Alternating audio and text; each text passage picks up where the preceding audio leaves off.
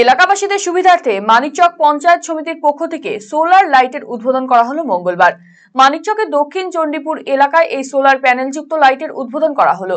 জানা গিয়েছে, দক্ষিণ চণ্ডীপুরের বিভিন্ন গুরুত্বপূর্ণ স্থানে সোলার প্যানেলযুক্ত লাইট বসানো হয়েছে।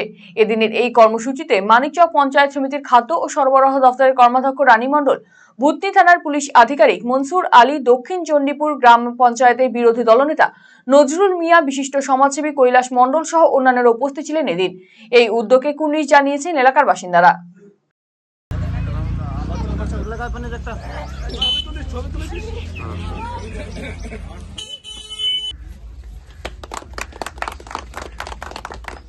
আমাদের মুখ্যমন্ত্রী মমতা ব্যানার্জি এবং আমাদের এমএলএ ম্যাডাম সাবিত্রী মিত্র ওনাদের উদ্যোগে আমাদের পঞ্চায়েত সমিতির তরফ থেকে দক্ষিণ চণ্ডীপুরে বিভিন্ন জায়গায় লাইট লাগানো হয়েছে। মন্দিরে, মসজিদে বিভিন্ন জায়গায় লাইট লাগিয়েছি, তার উদ্বোধন আজকে আমরা করছি সবাই মিলে।